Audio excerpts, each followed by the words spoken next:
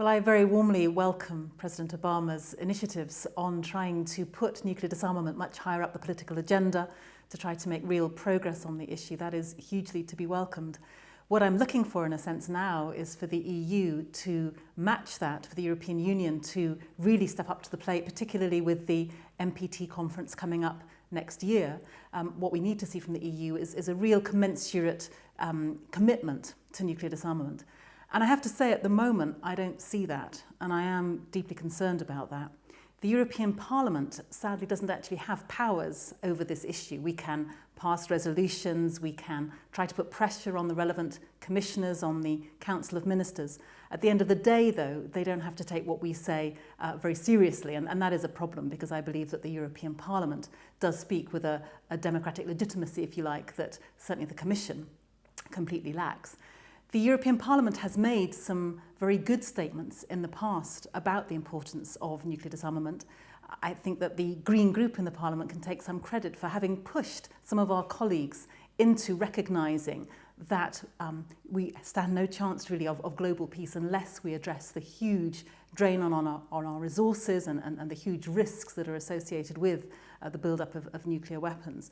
And so we have had some quite positive statements from the Parliament calling for real progress at the NPT talks. But as I say, that isn't what carries the weight. It is the member state governments.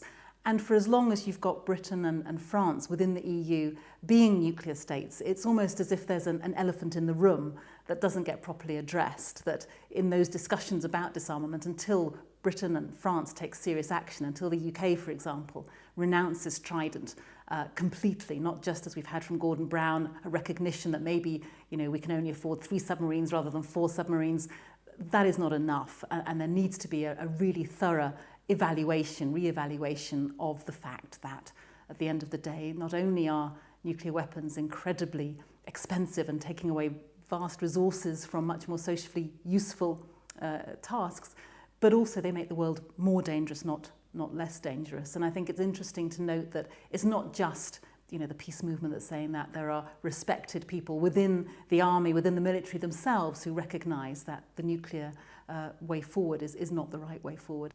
In terms of generating more political will here in the UK, I think there are a number of things that need to be done. Firstly, I think that the peace movement itself has to be even better at reaching out to other movements. I think at the moment we suffer in a little bit from the way in which there's a peace movement that is separate from the wider environmental movement, from the wider social justice, anti-poverty movement.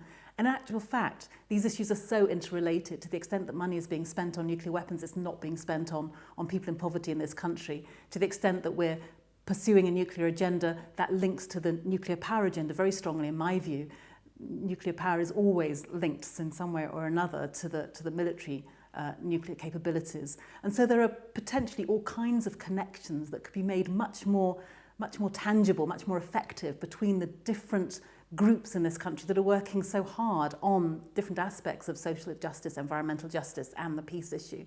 So part of generating the political will, I think, has to be about those groups working together even more effectively. I know some movement has been made on that, but we need to be better at it.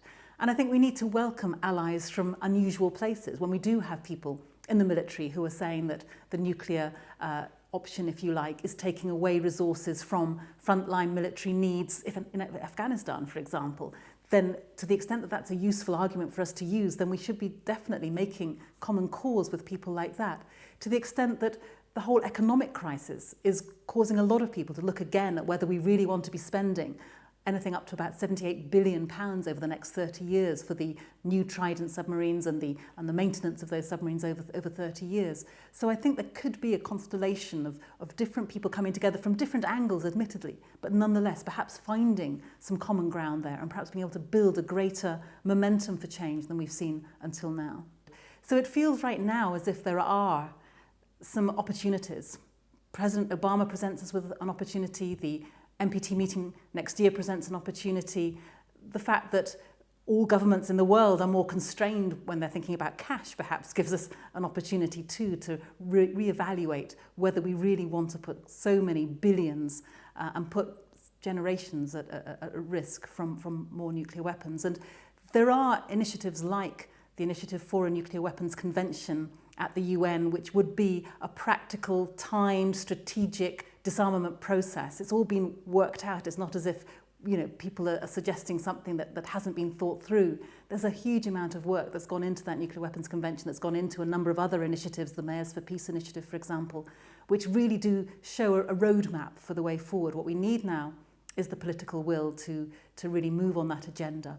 And I hope very much that what we're seeing from President Obama now will perhaps generate some of that political will so we can move forward to a much, much safer world.